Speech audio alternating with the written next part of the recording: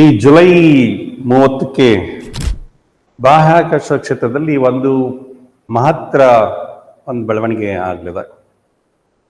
ಈ ಜುಲೈ 30ಕ್ಕೆ ಭಾರತ ಮತ್ತು ಅಮೆರಿಕ ಜಂಟಿಯಾಗಿ ಸೇರಿ ಒಂದು ಉಪಗ್ರಹವನ್ನ ಕೆಳಗಿನ ಕಕ್ಷೆಗೆ ಕಳಿಸ್ಕೊಡ್ತಾ ಇದೆ.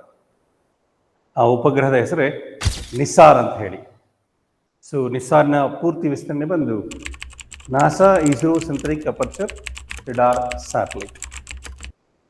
So this is the most expensive Earth observation satellite so far developed by any country. And of course, this satellite, it has been developed by two countries, US and India. So the cost ಎಷ್ಟಾಯಿತು ಅಂತಂದರೆ ಸುಮಾರು 12,978 crores ಅಂತ ಹೇಳ್ಬೋದು. ಇದುವರೆಗೂ develop ಆಗಿರ್ತಕ್ಕಂಥ ಸ್ಯಾಟಲೈಟ್ಸಲ್ಲಿ, especially observatory ಸ್ಯಾಟಲೈಟ್ಸಲ್ಲಿ ಇದು most expensive ಅಂತ ಹೇಳ್ಬೋದು. ಓಕೆ, ಸೊ ಈ ಸ್ಯಾಟಲೈಟು ಎಲ್ಲಿಗೆ ಕಳಿಸ್ಕೊಡ್ತಾರೆ, ಏನು ಇದರ ವಿಶೇಷತೆ ಏನು ಕೆಲಸಕ್ಕೋಸ್ಕರ ಇದನ್ನ ಕಳಿಸ್ಕೊಳ್ಳಾಗ್ತದೆ ಅಂತ ಸ್ವಲ್ಪ ನಾವು ಗಮನಿಸಿದಾಗ, ಸೊ ಈ ಸ್ಯಾಟಲೈಟ್ನ ಭೂಮಿಯ ಕೆಳಹಂತದ ಕಕ್ಷೆಗೆ, ಸೊ ಭೂಮಿಯಿಂದ ಸುಮಾರು 747 ಕಿಲೋಮೀಟರ್ ಎತ್ತರದ ಒಂದು ಕಕ್ಷೆ, ಸನ್ ಸಿಂಕ್ರನಸ್ ಆರ್ಬಿಟ್ ಅಂತ ಏನು ಹೇಳ್ತೀವಿ, ಆ ಸನ್ ಸಿಂಕ್ರನಸ್ ಆರ್ಬಿಟ್ಗೆ ಈ ಸ್ಯಾಟಲೈಟ್ನ ಸೇರಿಸಲಾಗುತ್ತೆ. ಸೊ ಸ್ಯಾಟಲೈಟ್ನ ಅಲ್ಲಿವರೆಗೂ ತೊಗೊಂಡು ಹೋಗ್ತಕ್ಕಂಥದ್ದು ಅಥವಾ ಬಾಹ್ಯಾಕಾಶಕ್ಕೆ ಅದನ್ನು ಏರಿಸ್ತಕ್ಕಂಥ ಒಂದು ಉಡ್ಡಯನಕ್ಕೆ ಬಂದು GSLV Mk2. ಸೊ ಬಾಹ್ಯಾಕಾಶಕ್ಕೆ ಕೊಂಡೊಯ್ತಕ್ಕಂಥ ಉಡ್ಡಯನ ನೌಕೆ ಇದು ಆ ಕಕ್ಷೆಗೆ ಎಕ್ಸಾಕ್ಟ್ ಅಲ್ಲಿ ಸೇರಿಸುತ್ತಂತಲ್ಲ. So this the launch vehicle which carries the satellite into space. And of course this the 16th flight of GSLV, 16ನೇ ಉಡ್ಡಯನ ಇದು. ಸೊ GSLV F-16 ಅಂತಲೂ ಹೇಳ್ಬೋದು. Okay, so this satellite it carries two synthetic aperture radars. Okay, so 2 apertures ಇರ್ತವೆ, 2 ರೆಡಾರ್ಸ್ ಇರುತ್ತೆ. ಒಂದು ಇಂಡಿಯಾದು, ಇನ್ನೊಂದು ಅಮೆರಿಕಾದು. ಸೊ ಆ ರೆಡಾರ್ಸ್ ಬಂದು ಒಂದು ಎಲ್ ಬ್ಯಾಂಡ್ ರೆಡಾರ್, ಓಕೆ, ಇನ್ನೊಂದು S band radar. So L band radar ಬಂದು America Jet Propulsion Laboratory develop ಮಾಡಿದ್ದು. ಸೊ ಹಾಗೆ ಎಸ್ ಬ್ಯಾಂಡ್ ರೆಡಾರ್ ಬಂದು ಇದು ಸ್ಪೇಸ್ ಅಪ್ಲಿಕೇಶನ್ ಸೆಂಟರ್ ಅಹಮದಾಬಾದಲ್ಲಿದೆ. ಸೊ ಅವರು ಡೆವಲಪ್ ಮಾಡಿರ್ತಕ್ಕಂಥ 2ನೇ ಒಂದು ರೆಡಾರ್ ಅಂತ ಹೇಳ್ಬೋದು. ಓಕೆ, ಸೊ 2 ರೆಡಾರ್ಸ್ ಸ್ಯಾಟಲೈಟಲ್ಲಿ ಇವನ್ನ ಇರಿಸಲಾಗಿರ್ತದೆ. ಈ ರೆಡಾರ್ಸ್ ಸೊ ಭೂಮಿಯ ಒಳಗ ಮೇಲಕ್ಕೆ ಒಂದು ರೇಡಿಯೋಸ್ನ ಕಳಿಸುತ್ತೆ. Okay, the radars which are placed in the satellite, so they send the radios onto the Earth's surface, and these radios they get reflected from the Earth's surface. So Earth surface ಇಂದ ಬರ್ತಕ್ಕಂಥ ಒಂದು reflections ಏನಿದೆ, ರೇಡಿಯೋಸ್ನ ಒಂದು reflections ಏನಿದೆ, so ಅದನ್ನ ಸರಿ ಹಿಡಿದು ಭೂಮಿಯ ಮೇಲ್ಮೈ ಆಗ್ತಾ ಇರ್ತಕ್ಕಂಥ ಎಲ್ಲ ರೀತಿಯ ಬದಲಾವಣೆಗಳನ್ನ, ಎಲ್ಲ ರೀತಿಯ ಚೇಂಜಸ್ನ ಇದು ರಿಜಿಸ್ಟರ್ ಮಾಡ್ತಾ ಹೋಗ್ತಾ ಇರ್ತದೆ. ಓಕೆ, ಭೂಮಿ ಮೇಲೆ ಆಗ್ತಕ್ಕಂಥ ಒಂದು ಸ್ಲೈಟೆಸ್ಟ್ ಚೇಂಜಸ್, ಸೊ ಆ ಸರ್ಫೇಸ್ನ ಏನು ಕಂಪ್ಲೀಟ್ ಆಗಿ ಸೊ ಅದನ್ನು ಸ್ಕ್ಯಾನ್ ಮಾಡ್ತಾ, ಸೊ ಸ್ಲೈಟೆಸ್ಟ್ ಮೂಮೆಂಟ್ಸ್ ಏನಾದ್ರೂ ಆಗಲಿ ಸೊ ಅಂಥದ್ದನ್ನೆಲ್ಲ ಇದು ರೆಕಾರ್ಡ್ ಮಾಡ್ತಾ ಹೋಗ್ತಾ ಇರುತ್ತೆ. And this satellite it completes the entire observation of the earth in 12 days. Okay, 12 ದಿವಸಕ್ಕೆ ಒಂದ್ಸಲಿ ಸೊ ಪೂರ್ತಿ ಅರ್ತ್ ಅಬ್ಸರ್ವೇಷನ್ನ ಕಂಪ್ಲೀಟ್ ಮಾಡ್ತಾ ಇರುತ್ತೆ ಥರ. ಸೊ ಇವತ್ತು ಒಂದು ಸ್ಥಳವನ್ನು ಏನೊಂದು ಕ್ಯಾಪ್ಚರ್ ಮಾಡಿದೆ, ಸೊ ಅದು 12 daysಗೆ ಮತ್ತೆ ಅದೇ ಪ್ಲೇಸ್ನಲ್ಲಿ ಕ್ಯಾಪ್ಚರ್ ಮಾಡ್ತಾ ಹೋಗುತ್ತೆ. ಒಂದು ಸ್ಪಾಟ್ನ ಇವತ್ತೇನು ಐಡೆಂಟಿಫೈ ಮಾಡಿ ಸೊ ಅದನ್ನು ಸ್ಕ್ಯಾನ್ ಮಾಡಿದೆ, ಸೊ ಆಫ್ಟರ್ 12 days ಮತ್ತೆ ಅದೇ ಸ್ಪಾಟ್ನ ಸೊ ಮತ್ತೆ ಇನ್ನೊಂದ್ಸರಿ ಇದನ್ನ ಸ್ಕ್ಯಾನ್ ಮಾಡ್ತದೆ. ಸೊ ಆ ಮೊದಲು ತೆಗೆದಿರ್ತಕ್ಕಂಥ ಒಂದು ಪಿಕ್ಚರ್ಗೂ ಸೊ ಎರಡನೇ ಟೈಮ್ ಮತ್ತೆ ಅದನ್ನ ಸ್ಕ್ಯಾನ್ ಮಾಡಿದಾಗ ಸೊ ಏನು ಚೇಂಜಸ್ ಆಗಿದೆ, ಓಕೆ, ಆ ಚೇಂಜಸ್ನ ಪೂರ್ತಿಯಾಗಿ ಇದು ನಮಗೆ ಕೊಡ್ತಾ ಇರ್ತದೆ. ಓಕೆ, ಅರ್ತ್ ಮೇಲೆ ಆಗ್ತಕ್ಕಂಥ ಸ್ಲೈಟೆಸ್ಟ್ ಚೇಂಜಸ್, ಜಸ್ಟ್ ಇಂಚಸ್ ಅಲ್ಲಿ ಆಗ್ತಕ್ಕಂಥ ಒಂದು ಚೇಂಜಸ್ನ ಕೂಡ ಇದು ಕ್ಯಾಪ್ಚರ್ ಮಾಡ್ತಾ ಹೋಗ್ತಾ ಇರುತ್ತೆ.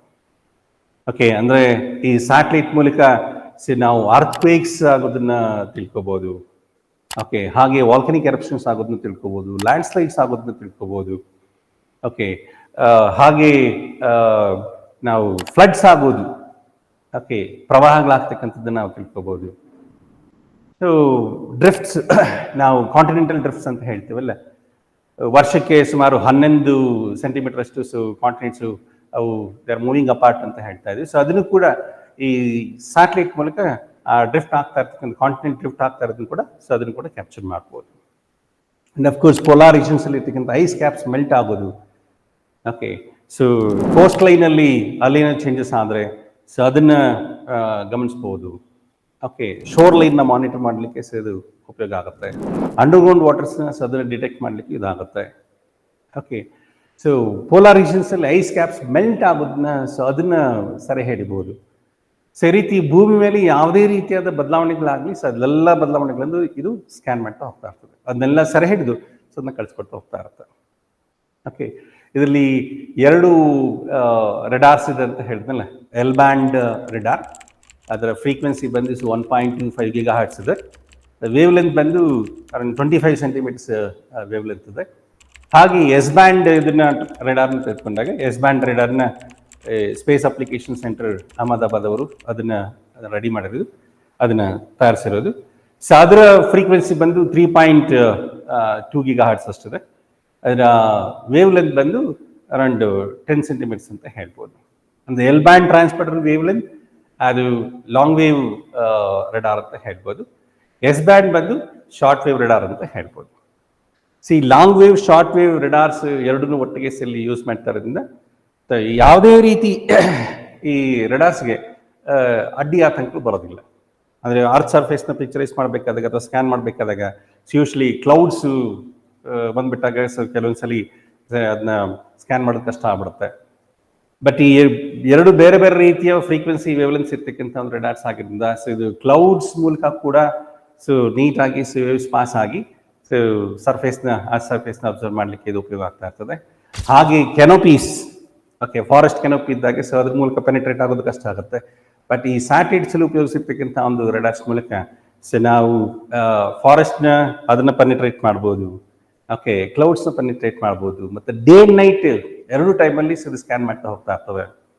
ಓಕೆ, ದೆನ್ ಎಲ್ಲ ಸೀಸನ್ಸಲ್ಲೂ ಸೊ ಆಲ್ ವೆದರ್ ಒಂದು ರೆಡಾರ್ ಸಿಸ್ಟಮ್ ಅಂತ ಹೇಳ್ಬೋದು. ಎಲ್ಲ ಋತುಮಾನಗಳಲ್ಲೂ ಕಾರ್ಯನಿರ್ವಹಿಸ್ತಕ್ಕಂಥ ಒಂದು ರೆಡಾರ್ಗಳಿದು. ಸೊ 3 ವರ್ಷಗಳ ಕಾಲ ಕಾರ್ಯನಿರ್ವಹಿಸಲಿಕ್ಕೆ ಈ ಒಂದು ಉಪಗ್ರಹವನ್ನು ನಿರ್ಮಾಣ ಮಾಡಿದ್ದಾರೆ. ಸೊ ಕೆಳ ಹಂತದಲ್ಲಿ ಇದನ್ನು ಇರಿಸಲಾಗುತ್ತೆ. ಸೊ ಜುಲೈ 30ರಂದು so GSLV Mark II GSLV 16ನೇ ಉಡ್ಡಯನ ಸೊ ಅದ್ರ ಮೂಲಕ ಇದನ್ನು ಬಾಹ್ಯಾಕಾಶಕ್ಕೆ ಕಳಿಸಲಾಗ್ತದೆ. ಸೊ ಇದಿಷ್ಟು ನಿಸಾರ್ ಬಗ್ಗೆ. Thank you.